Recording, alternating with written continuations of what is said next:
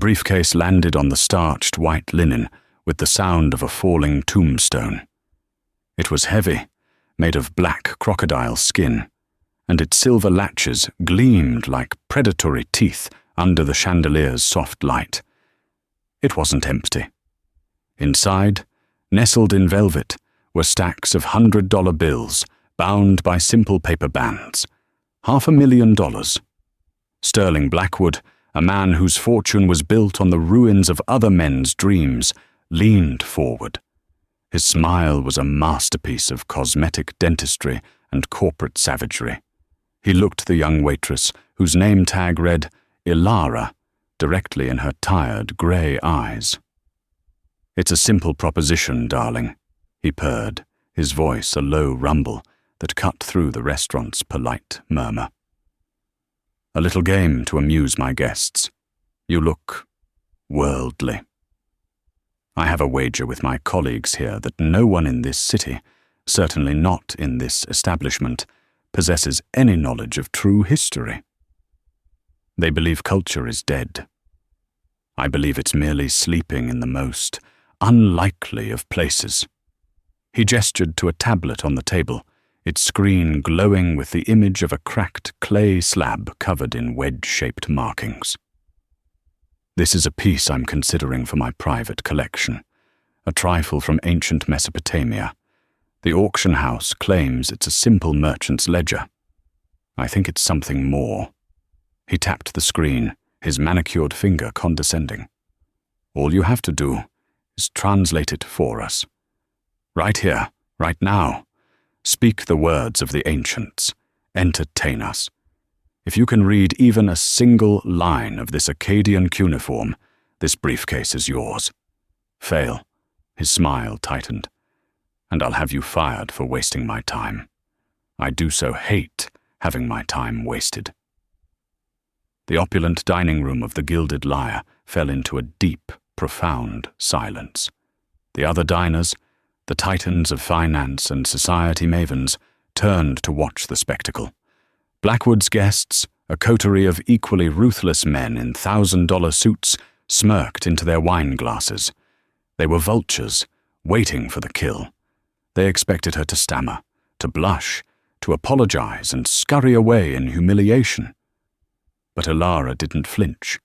She set down the heavy silver water pitcher she was holding, its clink against the marble tabletop, the only sound in the universe. She took a slow, deliberate breath, her gaze dropping from the man's cruel eyes to the glowing screen of the tablet. The wedge-shaped symbols swam into focus, and for Ilara, they were not gibberish. They were the lullabies her father sang to her. They were the stories he told of a home she barely remembered, a home of dust and sunlight and history. What came out of her mouth wasn't just a language dead for 2 millennia. It was a reckoning, and as she spoke, the blood drained from Sterling Blackwood's face, leaving behind a mask of pure, unadulterated terror. This is the story of how a billionaire's empire was dismantled by a ghost from the past he thought he had buried forever. The Tuesday shift at the Gilded Lyre was a special kind of purgatory. It was the night the old money mingled with the new, a cloying perfume of entitlement hanging in the air. For Ilara, it was the 8th consecutive day she had worked. Her feet, wrapped in cheap but comfortable sneakers she hid beneath her long black skirt, were a dull, throbbing ache. She could feel a blister forming on her left heel, a tiny, insistent agony that mirrored the larger pains of her life. At 22, Ilara felt ancient. To the other staff, she was a phantom. The quiet girl who never joined their post-shift drinks, who never complained about being assigned the most difficult tables, and who ate her staff meal, usually a bowl of soup and stale bread, standing up in the cramped kitchen, her eyes already distant. They knew she lived in a run-down walk-up in a less fashionable part of the city. They knew she was always tired, but they didn't know why. They didn't know about the small, second bedroom that smelled of old paper and herbal tea, where her father, Dr. Hassan al-Jamil, spent his days. They didn't know he was a man whose mind was a library of forgotten empires, but whose body was failing him, his lungs scarred by the dust of a city bombed into oblivion. They didn't know that every dollar of Ilara's meager tips went not to clothes or movies, but to oxygen tanks, expensive medications, and the ever-present threat of the hospital bill that sat on their small kitchen table like an unexploded ordnance. And they certainly didn't know that before she was Ilara, the waitress, she was the daughter and prized pupil of the foremost expert on Near Eastern epigraphy, a man who had once advised kings and museums before the war had stolen everything: his home, his wife, his health, his name. They had arrived in America 5 years ago as refugees with 2 suitcases and a universe of knowledge that was worthless in a world that valued stock prices over history. "Ilara, Table 7 is asking for you. They said their water glass has been empty for 90 seconds. 90 seconds. The hiss came from Gregory, the floor manager, a man whose ambition was as sharp and unpleasant as the cheap cologne he wore. He thrived on creating stress, believing it kept his staff sharp. "On it, Gregory," she said, her voice a low monotone she had perfected. It was the voice of non-existence, of perfect service. "And for God's sake, smile," he added, not looking at her. "Mr. Blackwood is here tonight. We can't afford any long faces." Ilara felt a familiar knot of ice form in her gut. Sterling Blackwood. He was a regular, a creature of habit and cruelty. He never dined. He held court. He treated the staff like interchangeable, inanimate objects, and seemed to derive a perverse pleasure from their discomfort. He was everything she and her father had lost their world to, a man who saw history not as a shared human story, but as a commodity to be bought, sold, and locked away in a vault. Her phone vibrated in her apron pocket, a text from her father's home care nurse. "His breathing is shallow this afternoon. The doctor wants to see him tomorrow. We need to discuss the cost of the new nebulizer." The words blurred. The new nebulizer cost $700. She had $87 in her bank account. She closed her eyes, did the mental calculus of desperation.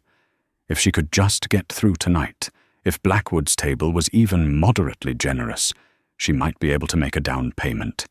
She could beg the medical supply company for a payment plan. Again. At 8:15 p.m., the energy in the restaurant condensed around one table. Sterling Blackwood had arrived, sweeping in with his entourage of sycophants, whom the staff called the Wolf Pack. They occupied the best table in the house, a circular booth in a secluded alcove that offered privacy and a panoramic view of the dining room. "Ilara," Gregory's voice was tight with anxiety. "You're on Blackwood. Don't mess it up." "Gregory, please," she began, a rare crack in her composure. "Couldn't you give it to Maria? He always requests." "Maria called in sick, and you're the best, Ilara. You're fast, you're invisible. That's what he likes. Now go." He shoved a wine list into her hands. "And for the love of God, don't make eye contact unless he speaks to you." She swallowed the bitterness in her throat and walked towards the alcove, her steps measured, her face a blank canvas. The men were laughing, a loud, braying sound that grated on the ears. They were celebrating. "To the acquisition," one of them toasted, raising a glass of whiskey that cost more than Ilara's weekly salary. "A masterpiece," Blackwood said, his voice slick with satisfaction. "Plucked from the ashes. The local government is in such disarray, they practically paid me to take it off their hands. They called it cultural preservation. I call it a bargain." Ilara froze for a fraction of a second as she approached the table. She had heard that phrase before.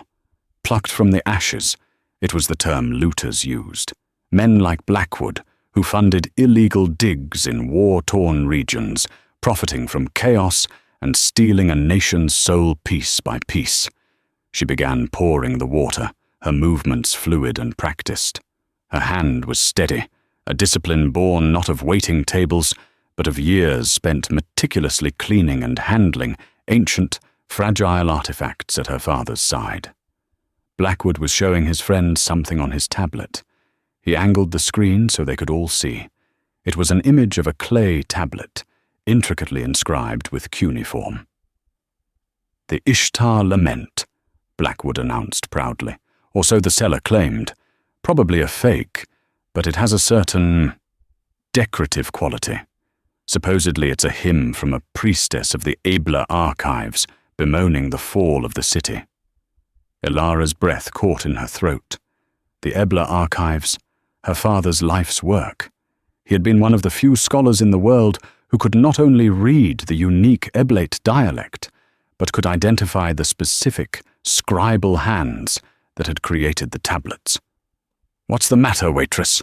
one of the wolf pack sneered, noticing her brief hesitation. "Never seen a picture before?" Blackwood finally looked up, his cold blue eyes scanning her, as if she were a piece of furniture he was considering buying. "What is your name?" he asked, not to her, but to the table at large. "Ilara, sir," she said softly. "Ilara," he repeated, tasting the name. "Exotic. You know, Ilara, we're celebrating a victory for commerce over chaos. We are saving these beautiful things from people who don't appreciate them. Tell me, what do you know of ancient history?" It was a test, a cruel little game. He wanted to highlight her ignorance, to use her as a prop in his performance of intellectual superiority. "I know that it belongs to everyone, sir," she said, her voice even. Blackwood let out a short, sharp laugh. "Oh, a little socialist. How charming. It belongs to those who can afford it, my dear. That's the first rule of history."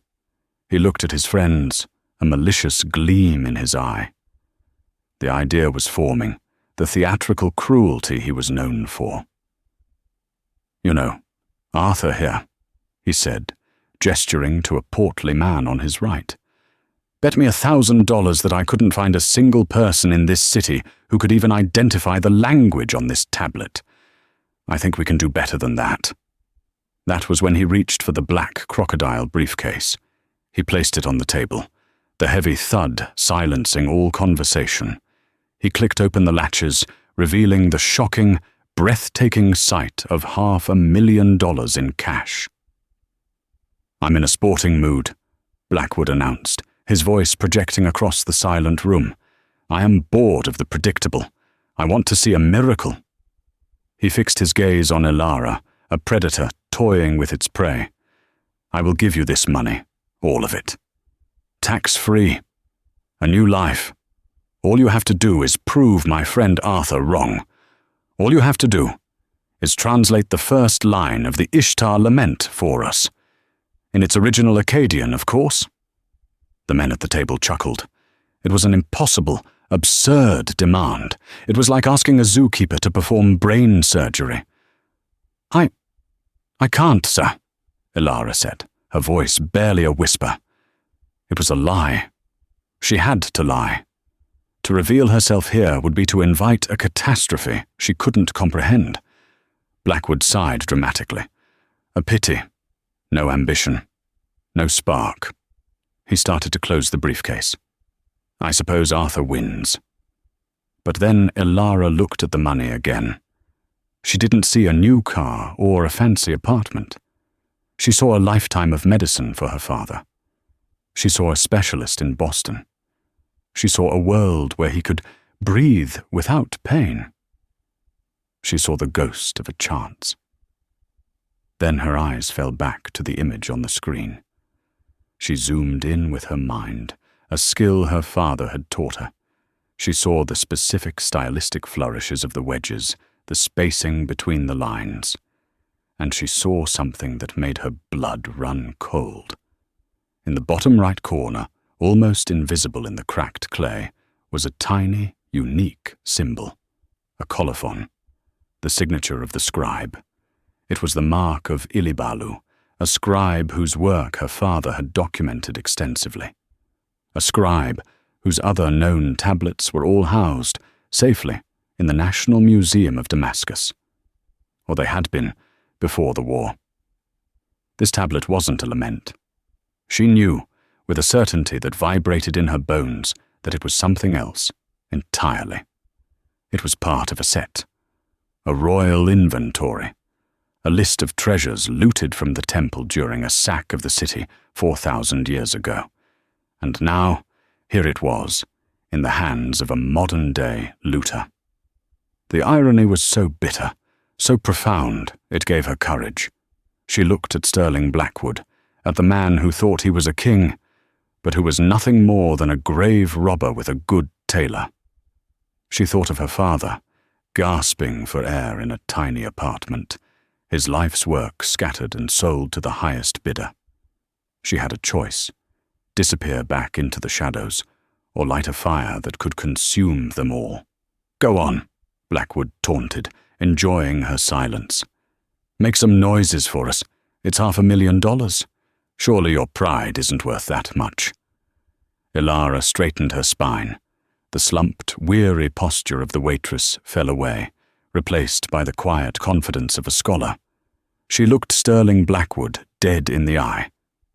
The silence in the room was absolute, a held breath stretching to the breaking point. And then she began to speak. The sound that emerged from Ilara's lips was not of this world. It was guttural yet melodic, a language of stone and dust, of ancient laws and epic poems. It was the sound of a civilization rising from its grave. She didn't speak the standard, textbook Akkadian that a handful of academics might recognize. She spoke the rare Iblete dialect, with the precise regional accent of a palace scribe, an accent her father had reconstructed from a lifetime of study. "Ashum tupisha bit ilani rabuti," she began, her voice low, but carrying with an unnerving authority. Blackwood's smirk froze on his face. The sounds were alien, yet they possessed a chilling authenticity. He had heard recordings from his consultants, but they sounded clumsy, academic. This sounded alive. Ilara took a step closer to the table, her eyes never leaving his. She continued, her voice gaining strength, weaving a cadence that was both a translation and an incantation. "You asked for the first line of a lament, Sharam," she said, using the Akkadian word for king, with a dripping, subtle sarcasm. "But this is not a lament. You have been cheated. Or perhaps you are the one who cheats." Arthur, the portly man who had made the initial bet, choked on his wine. He was Blackwood's chief financial officer, the man who handled the logistics of these illicit acquisitions. He understood the danger in her words far better than the others. Ilara pointed a slender, trembling finger at the tablet on the screen. "That line," she said, switching to flawless, crisp English for the benefit of the stunned audience, "does not speak of the goddess Ishtar. It says, 'Regarding the tablet of the great storehouse.' It is an inventory, Mr. Blackwood. A list." She looked back at the screen, her mind racing, connecting the symbols she had memorized from her father's notes years ago. The fragments were coming together. "It lists," she continued, her voice dropping to a conspiratorial whisper that everyone strained to hear. 3 lapis lazuli seals of the high priest, 5 golden bowls for libations, and one staff of kings, inlaid with ivory from the southern lands. Sterling Blackwood's face had turned the color of ash, the staff of kings. It was a legendary artifact, rumored to be a myth, the centerpiece of the collection he had just illegally exhumed. Its existence was supposed to be his greatest secret, the key to selling the rest of the collection to a shadowy consortium of private collectors for 100 times what he paid. No one was supposed to know it was real. But Ilara wasn't finished. She looked directly at him, the frightened waitress completely gone, replaced by someone ancient and formidable. "And then there is the colophon," she said, her voice like chipping ice. "The scribe's signature in the corner. You thought it was a crack in the clay. It is the mark of the scribe Ilibalu. And he adds a personal note, a curse upon any who would disturb these sacred items." She leaned in, her voice dropping so low only the men at the table could hear her. She reverted to the archaic Akkadian, delivering the words like a judgment. "Mamat napishtishu litabal." She paused, letting the dead language hang in the air for a beat. Then she translated, her voice ringing with cold fury. "May his life force be carried away. May his name be erased from the memory of the gods and men. May he wander the arid plains of the underworld, a forgotten ghost, for all eternity." She straightened up and finished with a chillingly soft smile. It seems the ancients did not care for thieves, Mr. Blackwood. The silence that followed was shattered by a new sound, the scraping of a chair. An elderly, distinguished-looking man from a nearby table had risen to his feet. He was Dr. Alistair Finch, the curator of Near Eastern antiquities at the Metropolitan Museum of Art, and Sterling Blackwood's most hated public rival. Finch saw Blackwood as a scourge, a destroyer of history for profit. "My God," Finch breathed, his voice filled with awe and disbelief. He looked at Ilara, not as a waitress, but as if he were seeing a long-lost colleague. That was perfect. The vocalization, the syntax. That was pure old Akkadian from the Eblate period.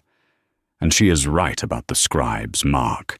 I have only ever seen it in photographs from the Damascus Museum archives. He turned his gaze, now sharp as a scalpel, to Blackwood.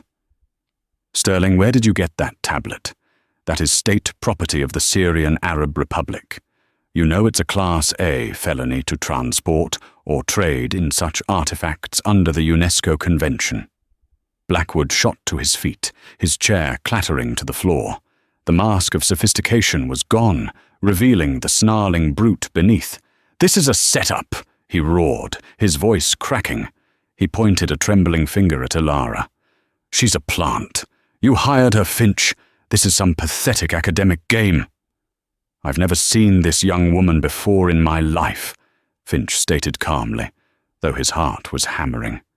He saw his chance, the opportunity he had been dreaming of for years, to finally expose Blackwood.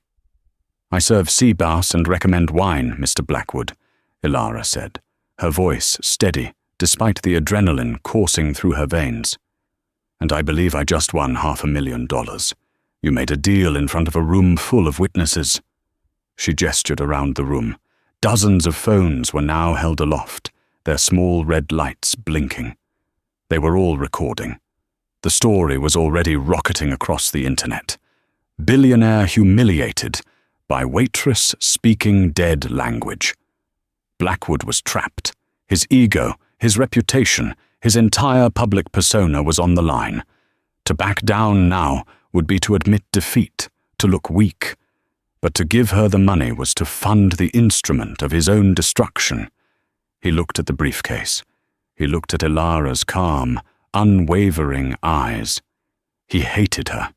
He hated her with a primal intensity that shocked him. "Fine," he spat. The word ripped from his throat. He shoved the briefcase across the table. "Take it. Take the blood money. But you just made the biggest mistake of your life." Ilara did not snatch the briefcase. She walked to the table, her movements graceful. She clicked the silver latches shut with 2 sharp, final snaps.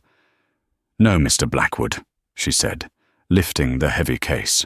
"I believe you did."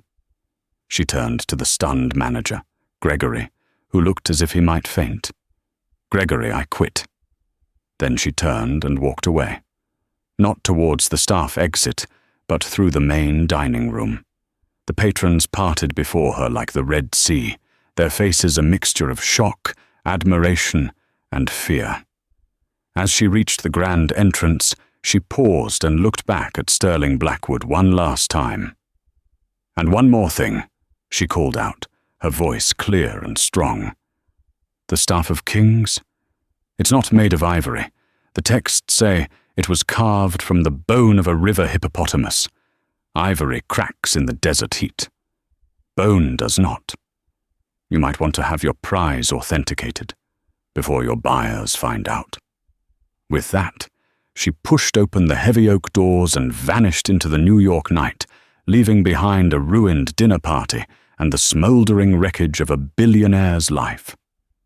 The walk from the Gilded Lyre to the subway station was a blur. Ilara clutched the handle of the crocodile briefcase, its weight a terrifying, solid reality. The city lights seemed too bright, the sounds of traffic too loud. Every person who glanced at her felt like a threat, every distant siren a harbinger of doom. She didn't go straight home. Blackwood knew her name. He knew where she worked. Finding her address would take his resources less than an hour. She was no longer just a poor waitress.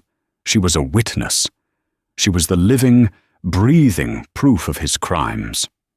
She got off the subway 3 stops early and wound her way through the back streets of her neighborhood, her senses on high alert. The skills she had learned not in a spy agency, but as a terrified teenager navigating the checkpoints of a city at war, came rushing back. She watched for shadows that moved too quickly, for cars that idled too long. When she finally reached her building, she didn't go in the front.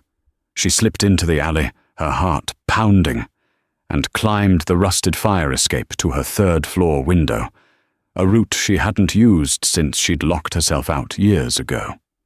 She slid the window open and slipped into the silent apartment. The air was thick with the scent of old books and her father's medicine.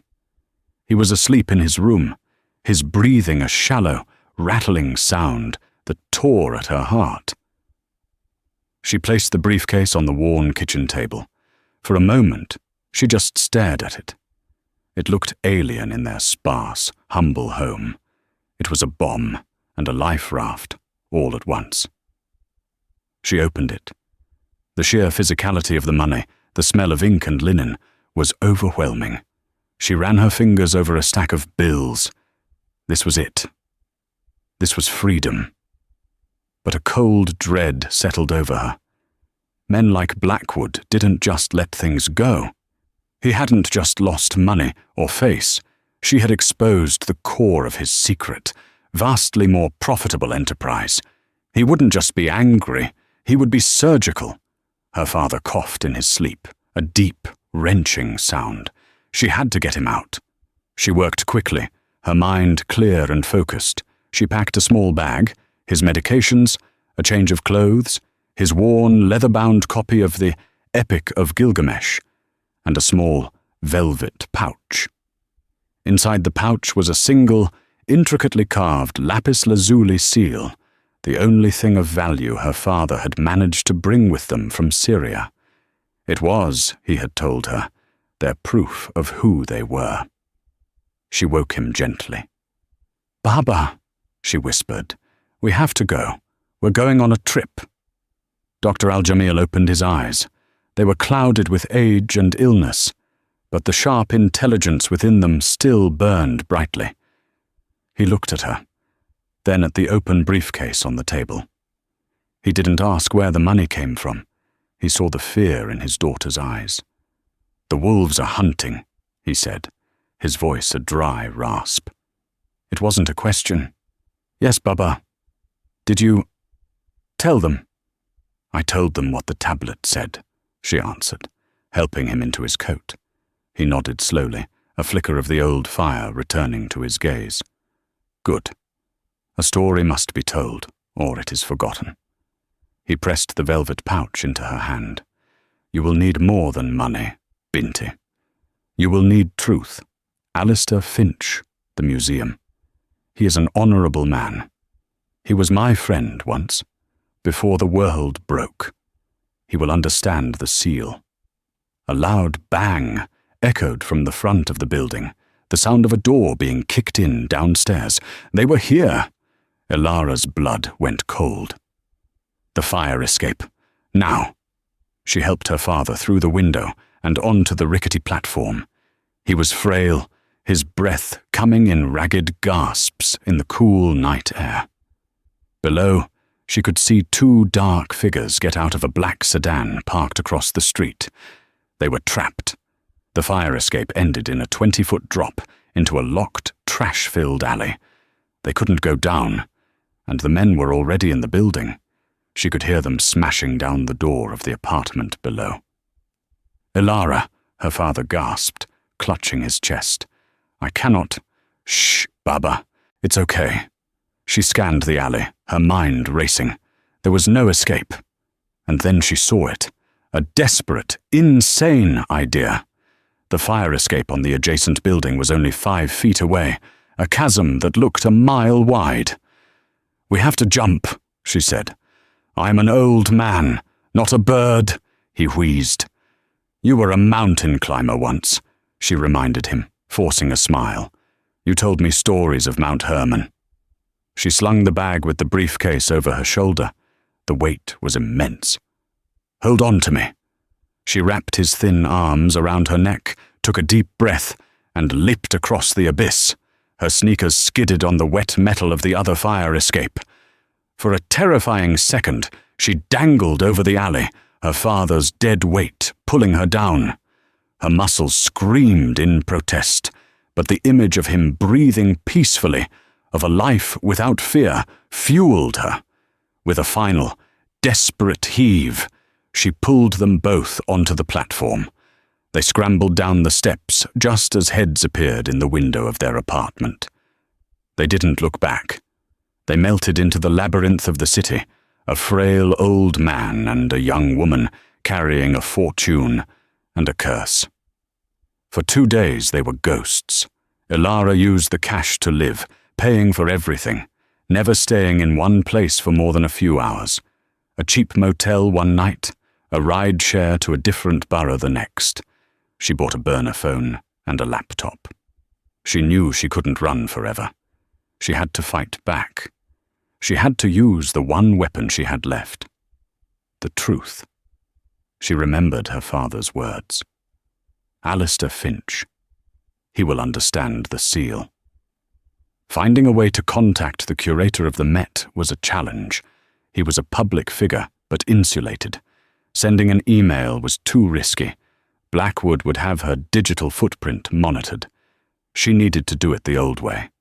She found a payphone, a relic from a bygone era, and called the museum's main line. She disguised her voice, claiming to be a graduate student with a question about Iblate artifacts. After being transferred 4 times, she finally reached Finch's secretary, a formidable woman who guarded him like a dragon. "Dr. Finch does not take unscheduled calls regarding acquisitions," the secretary said frostily. "Please," Ilara said, letting the desperation bleed into her voice. "Just give him a message. Tell him the daughter of the Lion of Palmyra needs to show him the cub's seal." There was a long silence on the other end of the line. The Lion of Palmyra was the moniker her father's colleagues had given him years ago, a testament to his fierce dedication to preserving Syrian antiquities. It was a name no one outside that small, academic circle would know. "Hold, please," the secretary said. Her tone completely changed. A minute later, Alistair Finch's voice came on the line, cautious but intrigued. "To whom am I speaking?" "You wouldn't know my name, Dr. Finch," Ilara said, "but you knew my father, Dr. Hassan al-Jamil." Finch gasped. "Hassan? My God, we all thought he perished in Aleppo. Is he alive?" "He is," she confirmed, the words a strange mix of lead and air in her throat. "But he is not well, and we are in terrible danger. I am the woman from the restaurant." A heavy silence settled over the line, a silence in which Ilara could hear the gears of a great mind turning, connecting the impossible dots. The waitress with the ghost of a dead language on her tongue, the daughter of his long-lost, brilliant friend, the looted tablet, the staff of kings. "My God," Finch breathed, the shock giving way to a grim understanding. Hassan's daughter. Of course. The world is smaller and more terrible than we imagine. Where are you? Are you safe? For now. But he is hunting us. Not just for the money, Doctor. For what I know. The tablet he showed was from the Ibla archives. It was a real inventory. He has the staff of kings, and he knows that I know. I've suspected for years. Finch's voice was laced with the bitterness of long-held frustration. He operates behind a curtain of shell corporations and plausible deniability, a vulture feasting on the corpses of nations. He hosts these lavish auctions, selling pieces to the highest bidder, but the true treasures, the keystone artifacts, those he keeps, they are the source of his power, his myth. What do you need from me? The question hung in the air, vast and terrifying. What did she need? A new life, an escape route, an army? She looked over at her father, who had drifted into a shallow, restless sleep on the lumpy motel bed. His breath was a fragile rhythm against the backdrop of the city's hum. She needed more than an escape. She needed justice. Not the swift, clean justice of a courtroom, but a justice as old and as patient as the artifacts Blackwood stole. "I need to understand my enemy," Ilara said, her voice finding a new, hard clarity. "His habits, his obsessions, his buyers. I need to know what he values more than money." Finch was quiet for a moment. "That's simple," he said grimly. "Legacy. Sterling Blackwood doesn't want to be rich. He already is. He wants to be immortal. He believes that by possessing these objects, he possesses history itself. He wants his name whispered in the same breath as Getty and Guggenheim, but he lacks their patience and their scruples. His greatest weakness is his ego. He cannot resist showing off, especially to a potential buyer wealthier and more mysterious than he is. An idea, cold and terrifyingly audacious, began to form in Ilara's mind. It was a scholar's gambit, a plan built not on force, but on knowledge. "He has a private gallery, doesn't he?" she asked. "A vault where he keeps the pieces that are too sensitive for public auction." "The Athenaeum," Finch confirmed. "A converted bank building downtown. It's a fortress. By invitation only. It's where he seduces his most important clients. Why? Because I am going to become his most important client," Ilara stated. The words felt insane, even as she spoke them. "You said he can't resist a mystery. I will be that mystery. A representative for a reclusive collector. Someone with unlimited funds and a specific interest in Mesopotamian artifacts. I will use his own money as the bait." "That's suicide," Finch whispered, horrified. "He'll know it's you. He saw you. He saw a tired waitress in a cheap uniform. He will not recognize me, and he will be blinded by greed. But I need your help. I need a name, a legend, a cover so flawless he won't dare to question it." She took a deep breath. "And I need a way to turn his fortress into his tomb." 3 weeks later, a black town car with tinted windows pulled up to the curb of a monolithic grey stone building in the financial district. There was no sign, only a pair of massive bronze doors polished to a mirror sheen. A woman stepped out.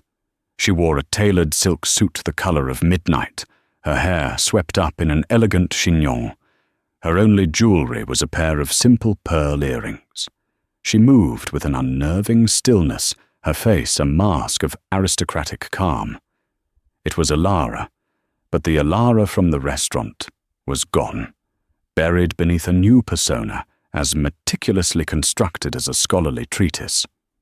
She was now Ms. Anahita Shams, representative of the clandestine Caspian collection, a mythical consortium whispered about in the highest echelons of the art world, a fiction crafted by Finch's most creative curators. The bronze doors swung open silently, revealing Sterling Blackwood. He was dressed in a velvet smoking jacket, his smile a predatory slash in his face. His eyes, however, held a flicker of uncertainty. The past 3 weeks had been hell for him. The waitress had vanished without a trace, a ghost who had humiliated him and then dissolved back into the city's ether. He had spent a fortune on private investigators, but it was as if she had never existed. And now, this. An inquiry from the Caspian collection, the holy grail of private collectors, an entity so secretive they made him look like a street peddler. He couldn't afford to let this opportunity slip, but the timing felt unsettling. "Ms. Shams," he purred, extending a hand. "An honor. I was not aware the Caspian had an interest in the Fertile Crescent." Ilara met his hand. Her grip was cool and firm. She did not smile. "The Caspian's interests are as deep and as old as the sea from which we take our name, Mr. Blackwood. We have been observing your acquisitions for some time. My patron is a man of singular taste. He does not purchase objects. He acquires stories. He has authorized me to make you an offer on a specific narrative thread within your collection. Should it prove to be authentic?"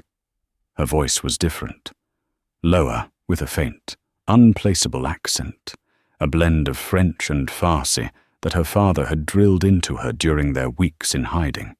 The $500,000 had been their instrument. It had bought them anonymity in a 5-star hotel suite, a new wardrobe, and most importantly, time. Time for her father, propped up with pillows and sustained by the best medicine the money could buy, to pour his life's knowledge into her, transforming her into his living legacy. "Authenticity is my guarantee," Blackwood said, leading her into the gallery. The space was breathtaking. It was designed to resemble the interior of a ziggurat, with soaring ceilings and dramatic spotlights illuminating artifacts displayed on black marble pedestals. It was a temple to avarice. Ilara felt a wave of nausea, recognizing pieces she had only ever seen in her father's textbooks. The Farah Mask, the Uruk vase, the Lyres of Ur, a nation's soul, ripped from its home and held captive in this sterile, air-conditioned tomb. She kept her face impassive, a mask of professional disinterest. "A commendable collection of decorative pieces," she said, her tone dismissive. "But my patron's interest lies in something more specific, the Ebla archives. We have reason to believe you are in possession of the centerpiece, the Staff of Kings." Blackwood's eyes narrowed. The staff was his secret jewel, the one piece no one was supposed to know about. The fact that she did lent credence to her identity. Only a true player would have such intelligence. "A fascinating legend," he demurred, "but a legend nonetheless." "My patron does not deal in legends, Mr. Blackwood. He deals in provenance, and he is prepared to pay 8 figures to acquire the staff and its complete, verified history." She paused, letting the number hang in the air like a lure. "Of course, that would require a full examination." "By me. Now." Greed warred with paranoia on Blackwood's face. The waitress had known about the staff. Could this be an elaborate trap? He looked at her again, searching for any flicker of the tired, frightened girl from the restaurant. He saw nothing. He saw only the cold confidence of old money, of power far greater than his own. The lure was too tempting. An 8-figure sale, and more importantly, the validation of the Caspian collection, would cement his legacy forever. "Very well," he said, his voice tight. "This way." He led her to the back of the gallery, to a circular vault door that looked like it belonged on a submarine. He spun the wheel, and the massive door swung open, revealing a smaller, climate-controlled room. And there, resting on a bed of black velvet under a single perfect spotlight, was the Staff of Kings. It was about 4 feet long, a gnarled piece of dark, polished material, capped with a fist-sized orb of lapis lazuli and intricately inlaid with symbols. It was undeniably beautiful, radiating an aura of ancient power. "As you can see," Blackwood said, his voice thick with possessive pride, "it is a masterpiece." Elara approached it slowly. She did not reach out to touch it. She simply looked, her eyes scanning its surface. The skills her father had taught her, the hours spent poring over photographs, the muscle memory of her mind, all came into focus. She saw not a masterpiece, but a series of tiny, screaming errors. "You have been cheated, Mr. Blackwood," she said softly, her voice devoid of emotion. Blackwood stiffened. "I beg your pardon?" "The material," she said, pointing a slender finger. "You told me at the restaurant it was carved from hippopotamus bone. An astute observation. Ivory would indeed crack. But this is not hippo bone. Look at the Haversian canals, the microscopic pores in the structure. They are too large, too uniform. This is bovine bone. From a cow. A very old cow, certainly, but a cow nonetheless. A common forger's trick in the Levant since the 1920s. Blackwood's face began to pale. "That's absurd. My experts." "Your experts were either incompetent or they lied to you," Elara continued, her voice like chipping ice. She moved her finger to the lapis lazuli cap. "And this? A beautiful stone. But it is from the Sar-i-Sangs mines in Afghanistan, the correct source for the period. However, the tool marks used to shape it are circular, consistent with a modern rotary drill. The Eblets used flint borers, which would have left linear striations. You see?" She glanced at him. "It is a magnificent fake, a work of art in its own way, but worthless." She then turned her attention to the cuneiform symbols inlaid along the shaft. And this is the most fascinating error of all, the inscription. It purports to be a dedication from the king to the god Hadad. But the scribe has used a late Akkadian glyph for deity, one that wouldn't come into use for another 400 years after the supposed date of this artifact. It's the equivalent of finding the word internet in a letter written by Shakespeare. A novice's mistake. She fell silent. The only sound in the vault was the hum of the climate control. Blackwood stood as if turned to stone, his face a mask of disbelief and dawning horror. She hadn't just insulted his prize, she had vivisected it with the cold, irrefutable precision of a surgeon. She had destroyed its story. Who are you?" he finally choked out, the words catching in his throat. Elara turned to face him fully. For the first time, she let the mask of Ms. Shams fall away. She let him see the waitress. She let him see the exhaustion, the grief, and the white-hot, righteous fury she had kept banked for so long. "My name is Elara al-Jamil," she said, her voice quiet but ringing with the force of a collapsing dynasty. "My father is Dr. Hassan al-Jamil. You may know him by another name. The Lion of Palmyra. The man whose life's work you have been looting and selling piece by piece." The blood drained completely from Blackwood's face. He stumbled back, his hand finding the wall for support. It wasn't just a trap, it was a haunting. "You," he whispered. "Yes," she said. "The tablet you showed me that night was not a lament. It was an inventory, and it was real. But everything else, she gestured around the vault, everything you built your reputation on, is a lie. You are not a collector, Mr. Blackwood. You are the curator of a museum of forgeries, a king ruling over a kingdom of dust. Your eye is a fraud. Your legacy is a sham. She took a step closer. I am not here to buy your stuff. I am here to give you a message from the past you thought you could own. You cannot buy history. You cannot lock it in a vault. It lives. It breathes. It remembers. And sometimes, her eyes bored into his, it comes back. He stared at her, his mind shattering. It wasn't the FBI. It wasn't corporate rivals. It was a ghost armed with the one thing he could not fight, the truth. I will destroy you, he snarled, a cornered animal. I will erase you and your father.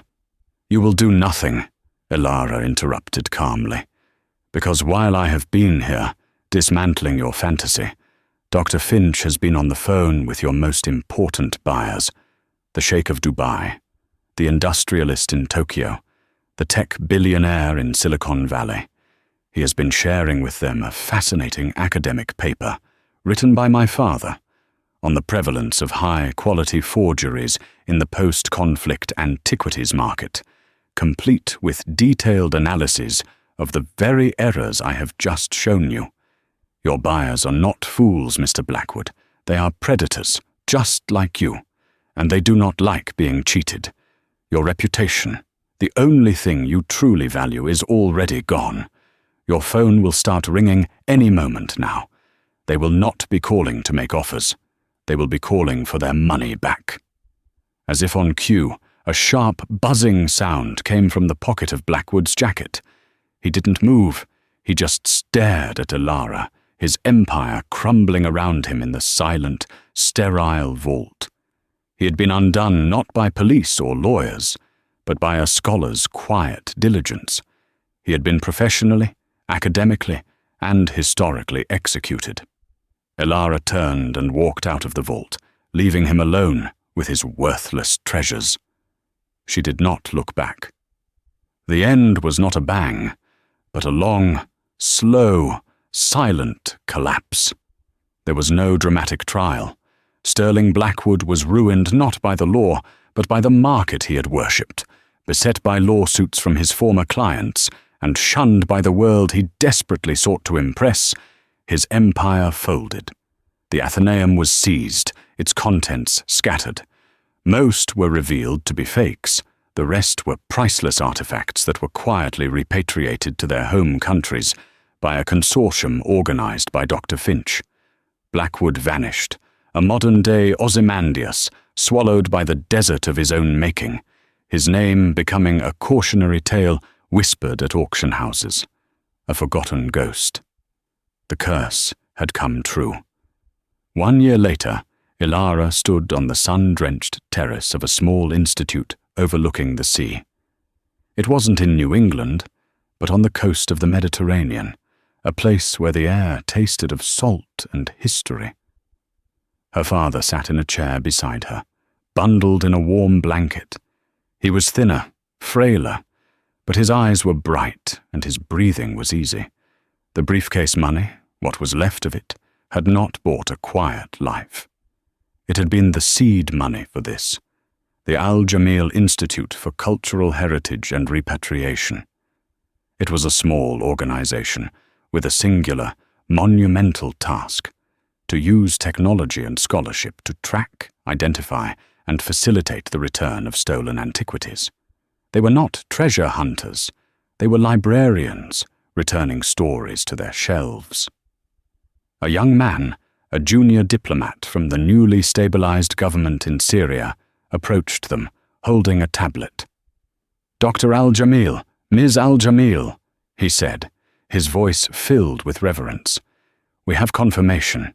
The Farah mask has arrived in Damascus. It is back in the museum.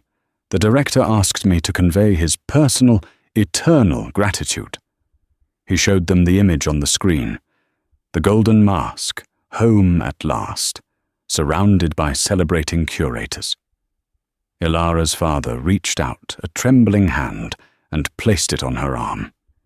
He didn't speak, but his eyes shone with a pride so immense it was painful to behold. Ilara looked from the image on the tablet to the endless blue of the sea. She was no longer a waitress, no longer a ghost, no longer a fugitive.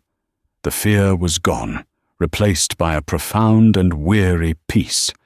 She had not just saved her father's life, she had resurrected his legacy, giving it a new and powerful purpose.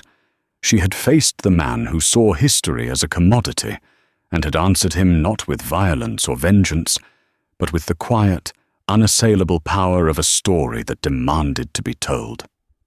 And in telling it, she had finally, truly, come home.